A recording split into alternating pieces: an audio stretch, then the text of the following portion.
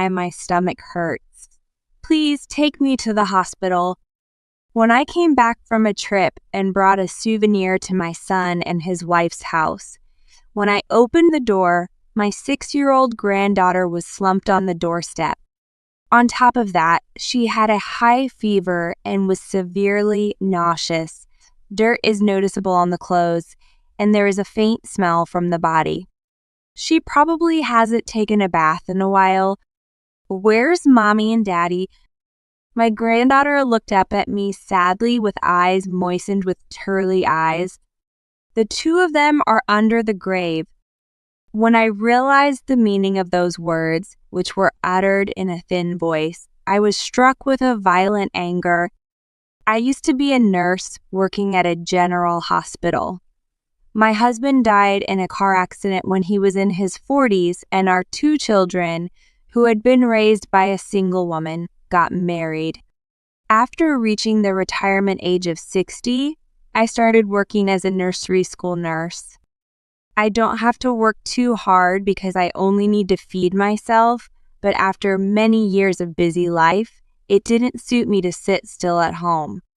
My eldest daughter got married a long time ago, and my son, Glenn's daughter-in-law, didn't seem to like being in close contact with relatives, so I didn't have a chance to interact with them.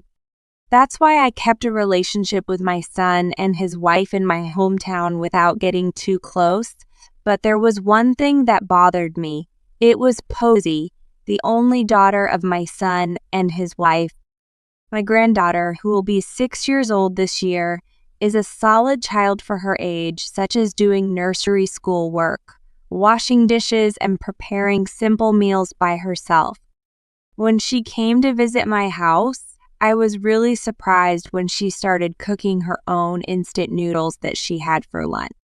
This is because this is the result of my son and his wife raising her with the educational policy of take care of yourself. So that alone sounds good, but from my point of view, it looked like a mere neglect. She hasn't brushed her teeth enough, and her nails and hair keep growing. Forgetting something or getting dirty on her clothes is not just 1 or 2 times. In fact, my son and his wife have pointed this out to by her nursery several times, and I was worried and warned him. Glenn, please dress Posey a little nicer. She's only 6 years old, right? She can't do everything herself. That's her education policy, so don't interfere with us because we're both working. So we need her to be independent. In response to my and the nursery teacher's words, Glenn always replied with this attitude that won't allow me to say anything. My son works at the city hall and his wife works for a large company. It is common for busy couples to put a little pressure on their children in daycare centers.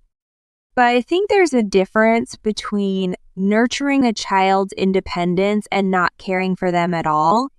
When I saw my son who didn't show any interest in his daughter, no matter what I said, I sometimes wondered, was my discipline bad? He didn't have a father for as long as he could remember, so I was the only example of a parent. My eldest daughter and him are 10 years apart in age, and I have tried not to make him feel lonely as much as possible. I wonder if I overprotected my son.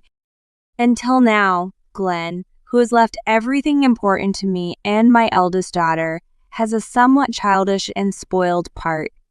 There was no way that he would have the idea of taking care of himself, and it was originally said by my daughter-in-law.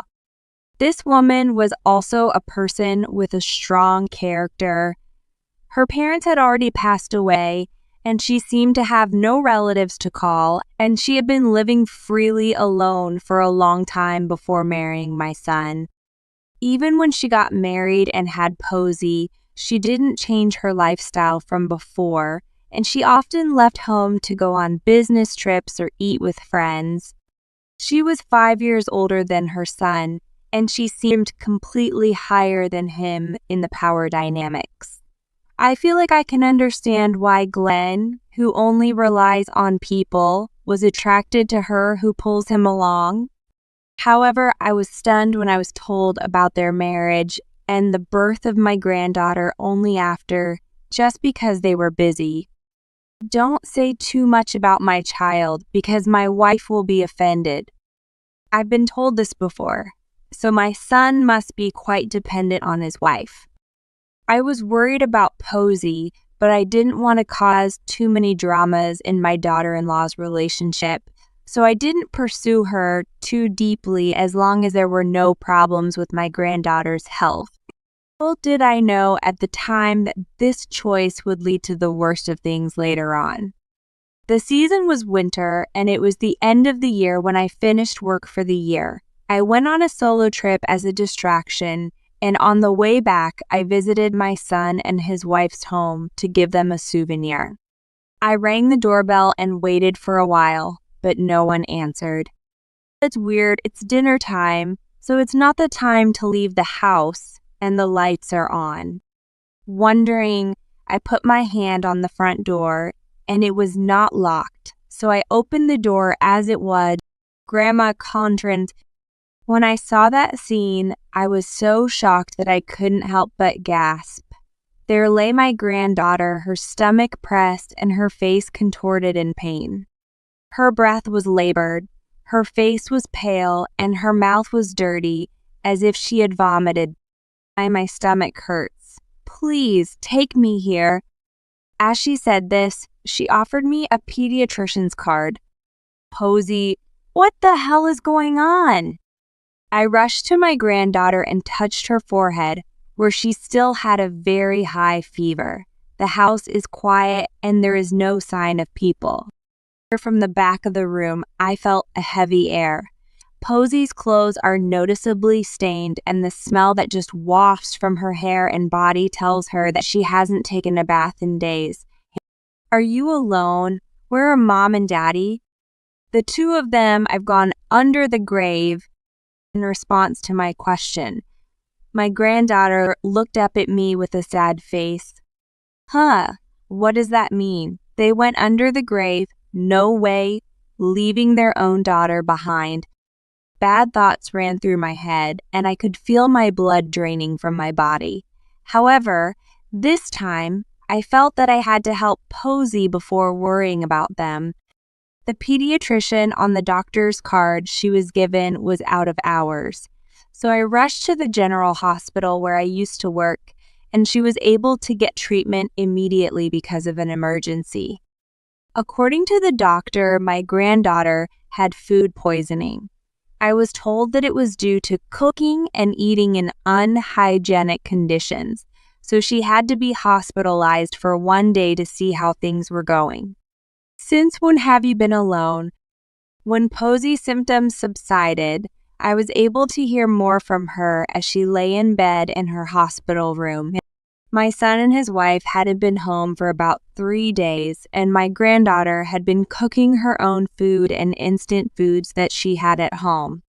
I thought I had to take a bath, but I forgot how to prepare it. I couldn't dry the laundry because I couldn't reach it. Why didn't you tell me sooner? Didn't you know my phone number? Because I have to take care of myself. It was very painful to see Posey crying and talking like that. However, I didn't know what under the grave meant, so I called Glenn and his wife many times to try to get in touch with them, but I couldn't get. Maybe the two of them are involved in an affair. Maybe they're thinking about something that's premature. I was genuinely worried about their safety. That anxiety would soon turn into anger after this. The next day, as I was bringing my granddaughter home, I received a phone call from my son. Hello, I'm sorry I couldn't answer the phone. I feel like I'm a little jet-lagged. Glenn sent me a number of pictures of the pyramids in the background, and he began to speak in a very nonchalant tone. On top of that, he would ask me things like, "What do you want as an Egyptian souvenir?" And at this point, I exploded in anger. What are you doing leaving your daughter alone? And if I hadn't gone home, what would have happened to her? Even when I talk about my granddaughter's condition with indignation, he doesn't seem to be frightened by her. I prepared 10 days worth of food and taught her how to prepare a bath, and it's Posey's fault if she didn't remember it. Don't talk nonsense. Just come back right away. No, I can't. We're here in Egypt, right? We can't go home so quickly. According to Glenn's story, my daughter-in-law was invited by her boss to go on an overseas tour, and they joined it as a couple. The boss's family is full of children, so he wanted an adult hand to babysit them while he was traveling, so he called my son and his wife. He said, "It would be helpful if you took care of the children. So I will pay half of your travel expenses," and both of them agreed immediately. The destination of the trip was Egypt, and part of the tour included a visit to the pyramids. He told my granddaughter, "Mom and Dad are going under the grave," and left. It was here that I finally understood the meaning of Posey's words. It's like spring here. It's comfortable, and I've never seen the pyramids before, and it was amazing. My son, who doesn't think about our life or Posey at all and says something stupid. What does it mean to take care of other people's children, but leave your own child? I mean, she's still in kindergarten. My boss's kids are in elementary school. It's a different way of doing things. Why didn't you say no in the first place? If you can't take Posey with you, shouldn't you have? I can't help it because my wife wanted to go. Someone who takes care of me at work invited me, so I couldn't refuse. I had no choice but to leave her. The son and his wife explained to their boss that they were entrusting their children to me and that they were educating her to take care of herself. Are you going to say that the trip is so important that you had to lie to participate? Then only your wife had to go alone, and you didn't have to follow her leaving your daughter. When I asked, Glenn gave a small click of his tongue, looking annoyed. It's okay for me to stretch my wings once in a while. When I heard this line, I couldn't help but think, am I talking to aliens right now? For my own son, who I love so much. It's a strange feeling that my feelings as a parent for my child are cooling down quickly. Nothing eats you less to say anything more to him. Before I knew it, I hung up the phone, put my hand to my forehead and sighed. Grandma, are Daddy and Mommy okay? Perhaps because she was worried about me not returning to the room. My granddaughter came out into the hallway. It's okay, I was talking to Daddy just now. I managed to smile and replied. Then Posey's face lit up. What? Really, I'm glad they are. I thought they both became ghosts. When I saw my granddaughter say this with a look of genuine relief, my heart tightened. Happy, even though she was left behind. Even though she was in such a difficult situation, she was always worried about her parent. No matter how badly they are treated, for a child, the parent is the most beloved in everything in the world. If you look at this child, I think that's exactly right. That's why I couldn't forgive my son and his wife for making a difference in their child's heart and prioritizing what they wanted to do. If I let those two raise my grandchild like this, the worst could happen one day. I decided to be a demon in my heart and give them justice. About a week later, my son and his wife returned home. Posey isn't here. Is she still in the hospital or at your place? As soon as they got home, I got a call from Glenn, who noticed that his daughter was not there. She's under the grave, and she looks like she's gone to God. Huh? What do you mean? It's all over, don't worry.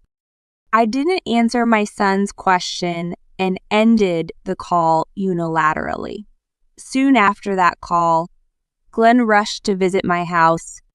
Where's Posey? What do you mean it's all over? Oh, you're alone, so your wife isn't coming. Don't you care what happened to your daughter? I said that a little sarcastically. because she doesn't want to see you and she's tired from the long journey. No, don't distract me. What's up with Posey? What happened while we were gone? I didn't get along with my daughter-in-law that well, and the reason why she didn't come with my son was probably because I was aware that she had done something wrong. Is this attitude of Glenn an act, or was he seriously worried about his daughter at that time? It didn't matter to me anymore. You can pretend or whatever, but you can worry about your child's safety, so why would you leave your precious daughter behind? I already explained that, didn't I?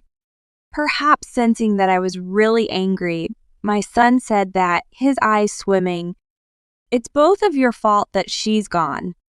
I told him coldly and Glenn looked hopeless. What does the word gone mean? He's not that stupid not to understand it. Just then, my cell phone rang. I said, "It's from my sister," and passed my phone to Glenn. I'm at the shrine of the fox god right now. Perhaps surprised by my granddaughter's cheerful voice on the phone, my son froze with his mouth open. In fact, after that time, my daughter and I were enjoying Kyoto to the fullest. Kyoto was where my daughter lived after getting married, and I told her about the situation and left my granddaughter with her in advance. Fortunately, after Posey was discharged from the hospital, she rested with me for a while and recovered her health. Also, I prayed to God at the dark place with my aunt, and I told you not to leave the house without permission. My son suddenly yelled at his daughter, who was happily talking about her memories at the tourist spot. "Come home right away. I'm gonna make your mom discipline you." With that said, he unilaterally hung up the phone. Don't be confused. It's not funny. At the end of the day, he stares at me and raises his voice. It's the same as what you did to your own child. Don't you think you did something wrong to your daughter? When this was pointed out, my son looked away with a bad look.